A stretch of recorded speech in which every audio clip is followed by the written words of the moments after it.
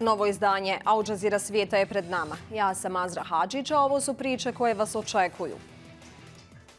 Arktik se zagrijava 3 puta brže od ostatka planete, što teško pogađa zajednice u tom pojasu. Kako su nakon muzike i filma i južnokorejski instant rezanci postali trend u Evropi i Americi. Irak i dalje koristi tradicionalni način proizvodnje tahinija kako bi dobili najkvalitetniji proizvod. Nije šala, gotovo smo pod okeanom, poručuju pripadnici jedne arktičke zajednice u Kanadi. Oni su u sve većoj opasnosti zbog klimatskih promjena.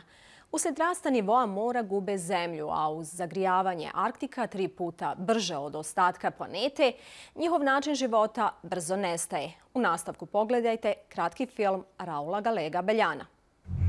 Icebergs start to melt slowly and all gone now. The waves would crash on the shores, and it was really scary. The temperatures are warmer. It's getting scarier. Climate change is happening.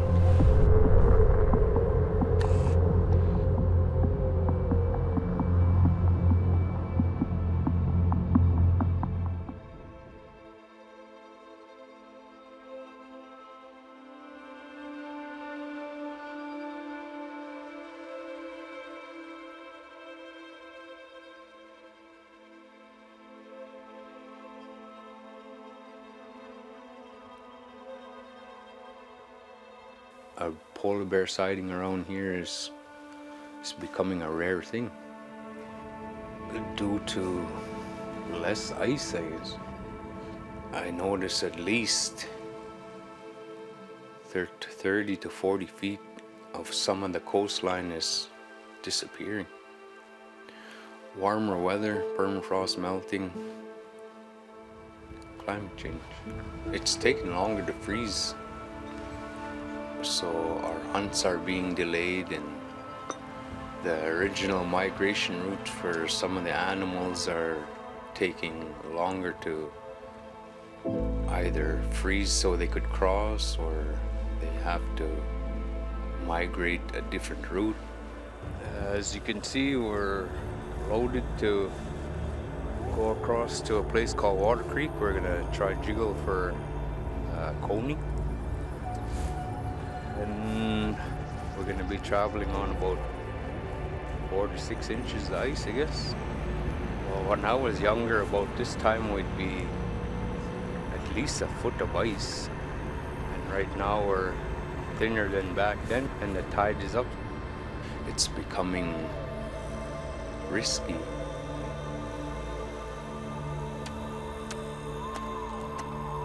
The temperatures are warmer. We got next to nothing for snow. It's getting scarier. When I go there, even when I'm on my way there, I know I'm on my way to peace.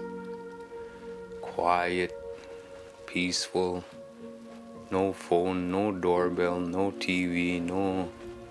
Just be out on the land, enjoy the fresh air.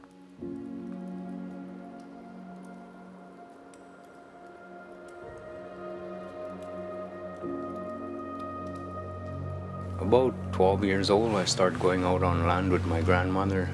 I do a lot of hunting for my family, for us to eat and survive, because we can't really only depend on the store because it's too much. The way prices are going up nowadays for gas and food, I get them involved. Like, you've seen my 6-year-old scaling fish. He comes check net with me, and then he sees me scaling, and then he's interested and he wants to try, and I let him try, and now he's hooked, and then now I just gotta wait till he's a little older, and I'll bring him out on land to hunt caribou, hunt whale. We never overkill. We just take what we need for the season. I was always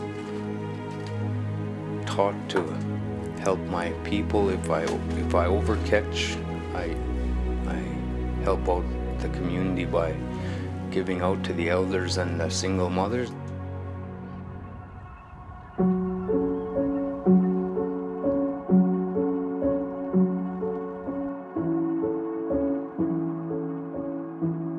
my mom and dad right here. My mom is packing me.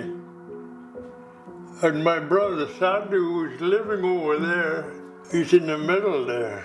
It was still cold from 60 below to sometimes 80 below. And it was cold in those days. Icebergs started to melt slowly and all gone now.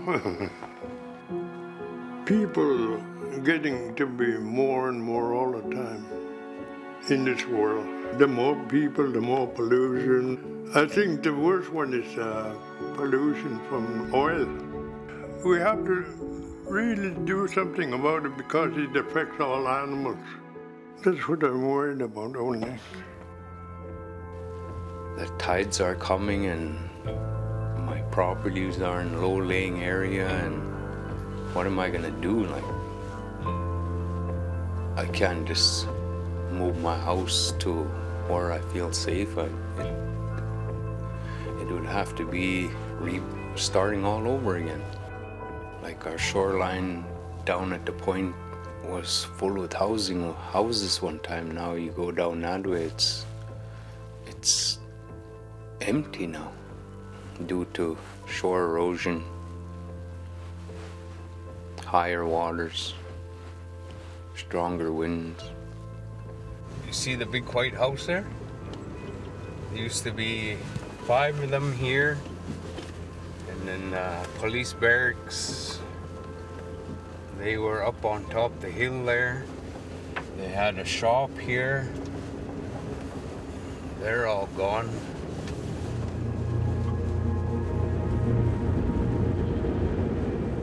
Originally, our home was right on the shore of the Arctic Ocean. And last year, they ended up moving us here, and it was really scary. The waves would crash on the shores and erode little by little every year. Literally would have gotten swept into the ocean. Real shame that we had to move, because we were actually on the spot where my grandfather's parents actually lived. The entire community might have to move within 50 years. Yeah, the kids will end up seeing this happening again in the very not so distant future. Climate change. Me as a hunter-traveler, I've noticed a lot of the lakes that connect to the ocean are drying out. Be nice to know what happened there. I've seen a lot of erosion going on. Where I go hunt my reindeer, there's a big hole of erosion. And I'm hoping 50 years from now, or 20 at least, this creek isn't dried out like these other creeks I usually fish at around here.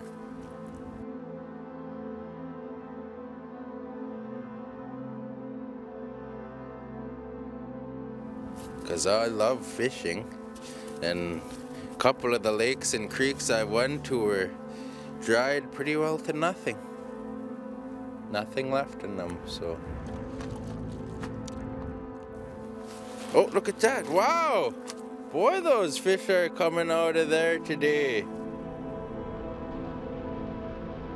Scared for flooding. Main one is flooding. Scary for the kids. Not only that, I want them to go out and do what I'm doing today. Scary. What do you think, that there are still people and politicians who don't believe or don't care about climate change?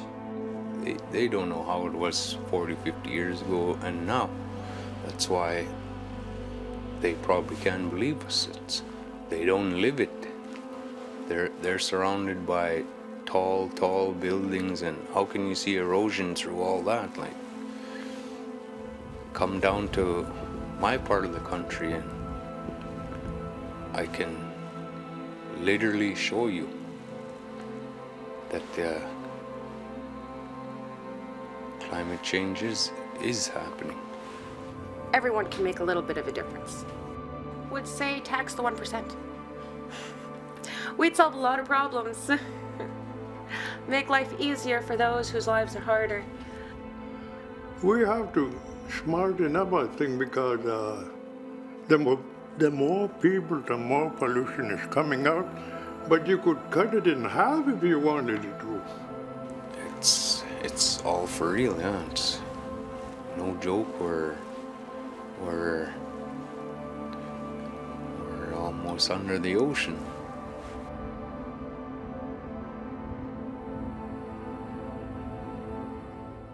U nastavku idemo do Španije. Drevno selo, desetljećima pod vodom, izronilo je na površinu nakon godina suše.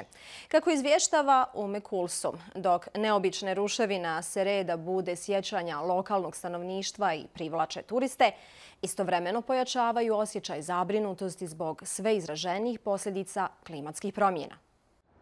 Godine 1992. stanovnici Azreda malog sela na granici Španije i Portugala gledali su kako se rijeka Limija diže, izlijeva iz korita i potapa njihov kraj. Ipak, ovo nije bila tipična poplava. Području je bio potreban novi rezervoar, a Azredo je žrtvovan da bi se napravilo mjesto za njega. Sada se grad duhova ponovo pojavljuje nakon 30 godina pod vodom. El sentimiento es de nostalgia, ¿no? La morriña, la de ver cómo pues las casas o de algún familiar o suyas o de algún conocido vuelven a emerger. Ruševine su zanimljiv prizor. Vidljive su staze, nekadašnje kuće i poslovni objekti. Ostale su kamene konstrukcije, iako je većina krovova urušena, a drvena vrata i prozori istruli. Eso que pocas veces vamos a poder disfrutar de nuevo de este paisaje y por eso nos acercamos. Para hacer fotos y que por lo menos nos quede. Me da una sensación que esto es lo que vamos a tener, me parece que con los años, con la sequía y todo esto nos vamos a encontrar con el cambio climático. Već mjesecima Španija ima malu količinu padavina i podaci iz Ministarstva za životnu sredinu pokazuju da su rezervoari daleko ispod kapaciteta. Iako zanimljivo posmatranje sela duhova istovremeno i podsjetnik da se region suočava sa sve ozbiljnijim klimatskim izazovima. Nakon muzike, serija i filmova, hrana je postala novi južnokorejski izvozni proizvod koji je stekao svjetsku popularnost i postao unosno tržište. Globalna prodaja korejskih instant rezanaca znatno je porasla tokom pandemije, a posebno na zapadu. Detalje o tome ima Laura Burden-Manley. Na ovoj uličnoj tržnici u Seulu pikantne ramen nudle imaju snažan efekt. Osnova južnokorejske ishrane, nudle su sada među glavnim proizvodima širom svijeta. Od početka pandemije porasla je potražnja za ovim pikantnim rezancima. Vodeći južnokorejski proizvođač Nonshim izjavio je kako je pandemija pomogla pokretanju vala K-hrane u Americi, Kanadi i Evropi, a to je povećalo prodaju nudli za 24% prošle godine u odnosu na 2019. Nudle su najnoviji trend u rastućem zapadnjačkom apetitu za sve južnokorejsko, uključujući K-pop, K-dramu i K-filmove.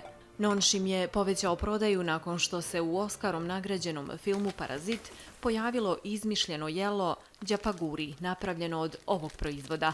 Korejski brend Samyang Ramen oborio je rekorde u prodaji nakon što je upotrebljen u popularnoj Netflixovoj seriji Squid Game. K-pop band BTS povećao je međunarodnu prodaju u mandua ili knedli za 19% nakon što su se dva člana posvađala zbog te hrane. The Korean wave, Hallyu played a huge role in the popularity of Korean noodles. Things like BTS, like the worldwide sensation BTS, and just seeing ramen in Korean dramas has played a huge role. People see it and they see that it's not just something that we eat out of convenience or something that broke college students eat. They see that it's something that people really enjoy. Skromne instant nudle nisu novost u američkom društvu. Glavna su hrana u zatvorima i studentskim domovima. No, južnokorejski gurmani kažu da su njihovi brendovi ukusniji. Tvrde da postoji samo jedan način da ih jedete kako biste osjetili pikantni okus. I think it goes with the satisfaction of eating the noodles when you hear a good slurp. Dok se zapadnjaci hrane korejskom hranom i kulturom, ostaje pitanje hoće li prihvatiti i ovo iskustvo koje se nemilice dijeli na društvenim mrežama. I još ćemo o popularnosti određenih namirnica. Tvornice tahinija na sjeveru Iraka stoljećima koriste iste tradicionalne metode. Ova gusta pasta proizvodi se od zgnječenih sjemenki s usama koje uzgajaju lokalni farmeri. Radnici kažu da tako nastaje kvalitetniji proizvod jer se ne koriste konzervansi. Mahmud Abdelvahed donosi ostatak priče. U sjevero-iračkoj pokrajini Duhuk, drevni mezopotamijski grad koji sada zovu Amadija, smješten je na 1400 metara nadmorske visine.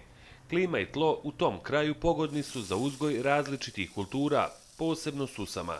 Amadija je poznata po svom tahiniju stoljećima. Pasta koja čini osnovu ishrane ovdje proizvodi se tradicionalnim metodama. Fabriku Sulejmana Huseina vodi ova porodica već generacijama. On kaže da radi 7 mjeseci u godini od oktobra do juna. To je kišna sezona kad ima dovoljno vode, pa su struje dovoljno snažne da okreću vodenice.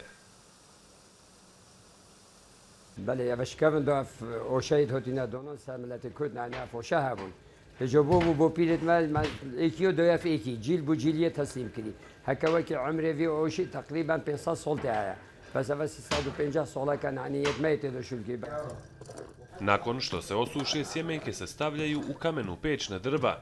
Potom slijedi naporan posao miješanja nekoliko sati kako bi bili sigurni da su sasvim pečene. Vodenički mlin potom ih pretvara u glatku pastu.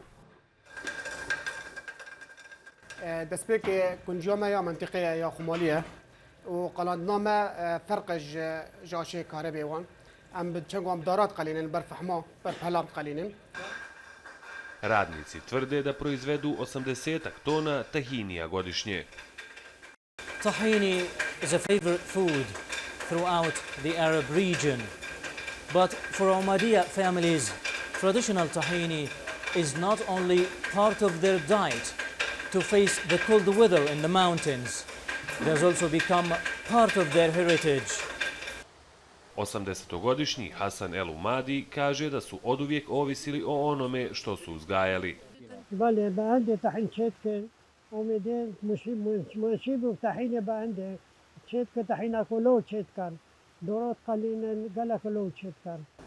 Stanovnici Amadije s ponosom kažu da kupci iz cijelog Iraka dolaze tu kako bi kupili tahini. Vjeruje se da su prvu vodenicu za njegovu proizvodnju izgradili kurdski vladari u 16. stoljeću. No ne zna se koliko će dugo tradicionalni mlinovi raditi bez uvođenja moderne tehnologije. Slam poezija je žanr usmene riječi koji je pod utjecajem hip-hop muzike. Popularan je u dijelovima Afrike u kojima se govori francuski, posebno u Senegalu. Dok mnogi tinejdžeri izbjegavaju književnost, školsko finale takmičenja u ovoj vrsti poezije privlači pažnju širom države. Nikolas Hak izvještava iz Dakara. Trenutak oklijevanja, možda i trema. Prije izgovaranja poruke iz srca. Sjećam se, kaže 16-godišnji Mamadu, kada mi je bila poput zemlje, poput oca, poput okeana, voljela me i štitila prije nego što je iznenada nestala. Oda sina za majku koja ga je prerano napustila. Na ovom nacionalnom školskom takmičenju u slam poeziji učenici tinejdžeri govore na francuskom, wolofu, arapskom ili mješavini svih njih. Nema jezičke barijere, nema teme ni pravila, nema grešaka. Ovo je slam poezija, trenutak čiste slobode izražavanja. Za Čame Džirenget to je izjava kojom obznanjuje svoju ljubav prema Bogu, ovom gradu i njenoj drevnoj kulturi Lebou, koje sve povezuje zajednička nit, vjera, povjerenje i posvećenost.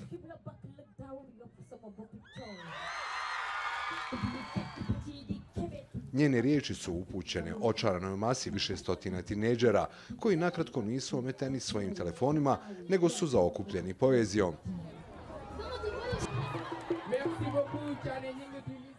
Sudije su poznati umjetnici u području slam poezije. Dok se spušta noć, tišinu prekidaju glasovi pjesnika ispod dakarskog spomenika iz renesansnog perioda.